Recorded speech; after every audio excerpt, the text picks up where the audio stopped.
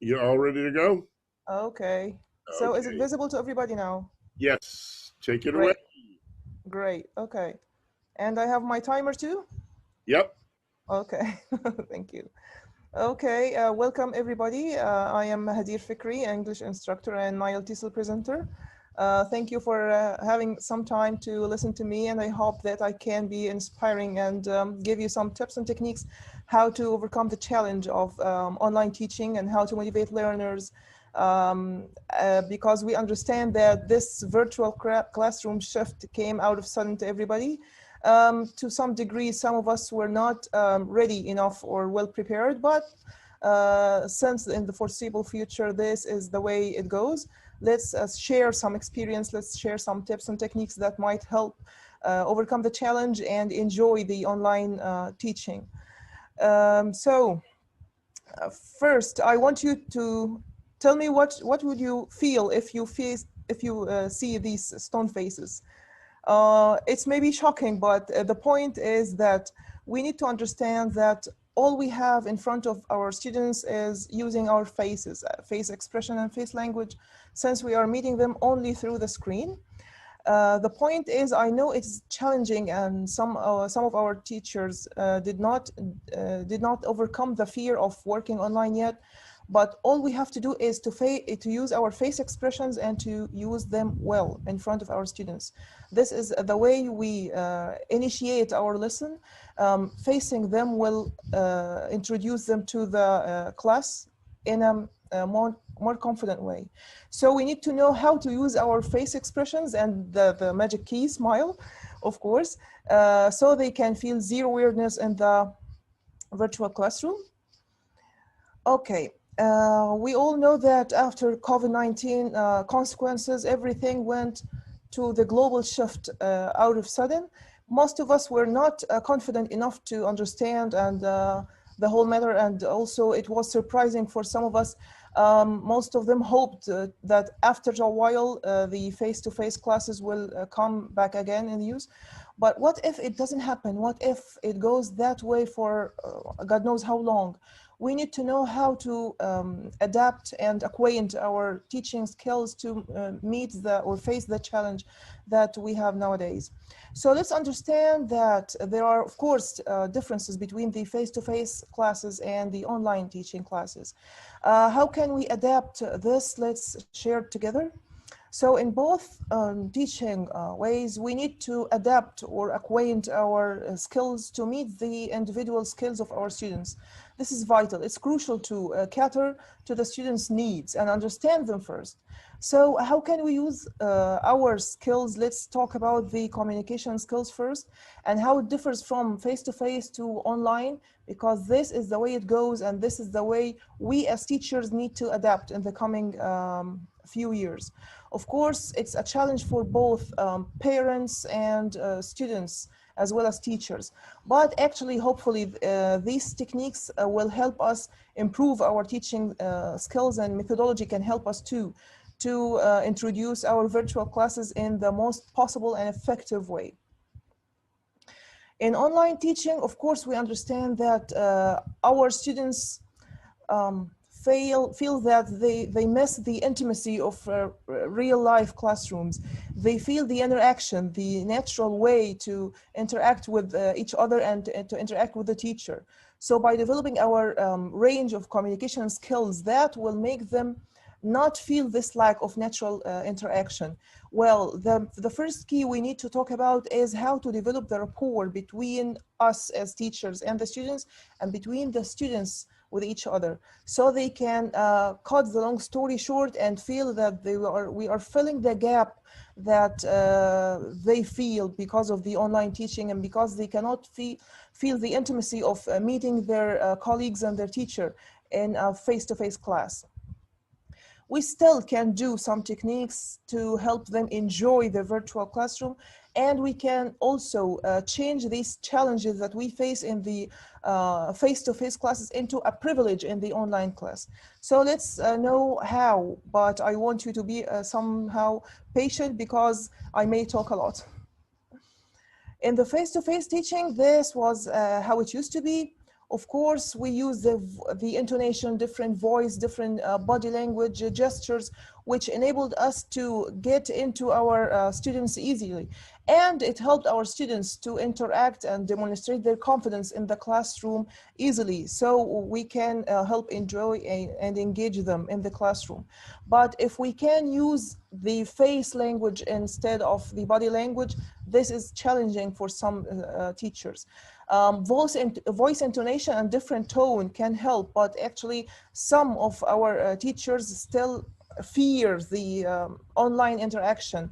They don't overcome this fear until this point, so we can help them change their mentality a little bit so they can adapt or acquaint to the coming challenge.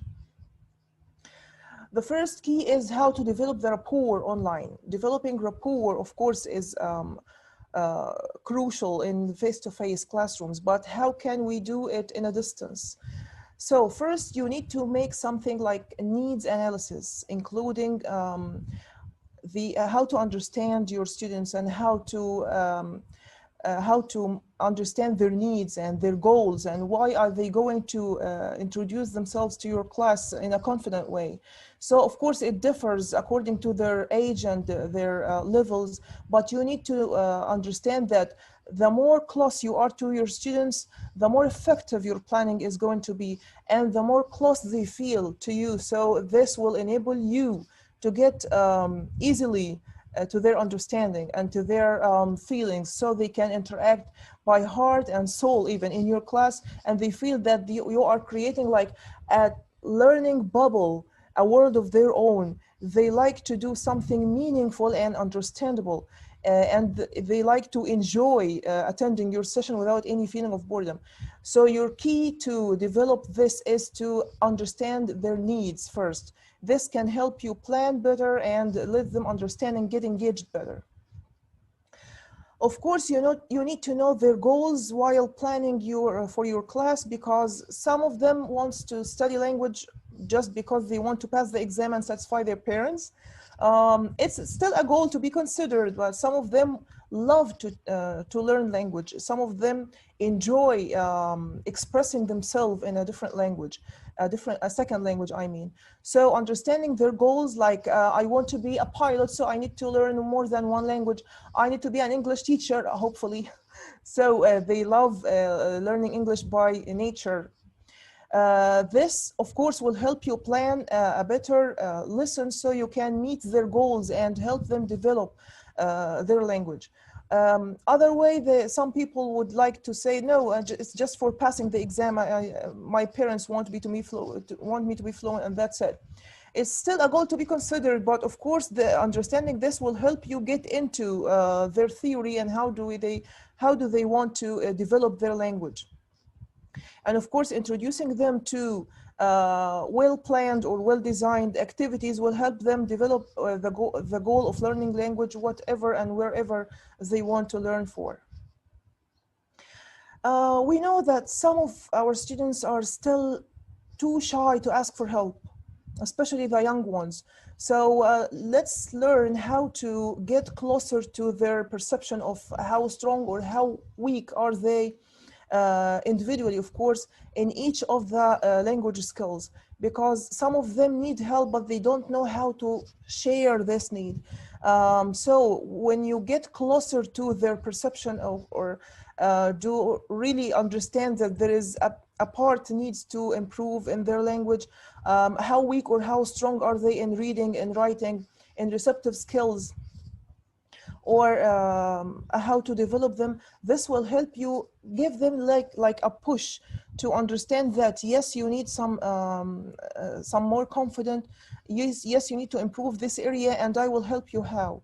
So if they feel that you really understand this point or this perception, they will get closer to you and they will accept you when you give some feedback and how to improve such an area. So I think these are the main points we need to consider while developing the rapport between us as teachers and our students. We need to know how to use their names. When the student, when you put yourself in his shoe, when he says that, oh, mother, The teacher used to call me with my nickname, not my real name. So he remembers me, he likes me, he loves me, and he loves to see me happy. Of course, this is positive. So what more can help you be a close teacher to your student more than being an active listener? So this gives the feeling to the student that, oh, I love my teacher, he or she understands me. And this gets you more closer and gets you more lovable and likable to your student.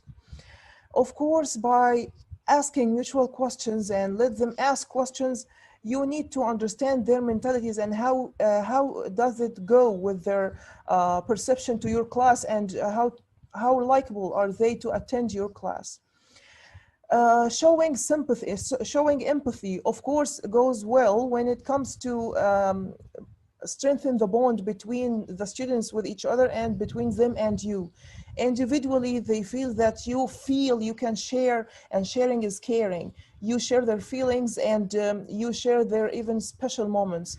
This will help them feel that we are a one big family, not just a classroom to attend, or not just something to do because my parents want me to attend. No, they are willingly confident, willingly want to share the amusement of learning language with you as a teacher.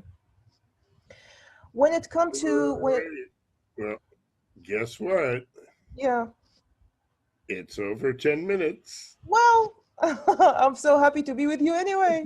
Well, no, it was great. And for those of you who think that I'm an awfully rude person, yes, I am. Oh, no, no, no, you're not. No, it's one of the things that we want to keep them to 10 minutes. And that was wonderful. And Thank you. for those of you out there who think that it's easy to do a 10-minute talk, it's not, because 10 minutes goes so fast and teachers are used to talking for hours.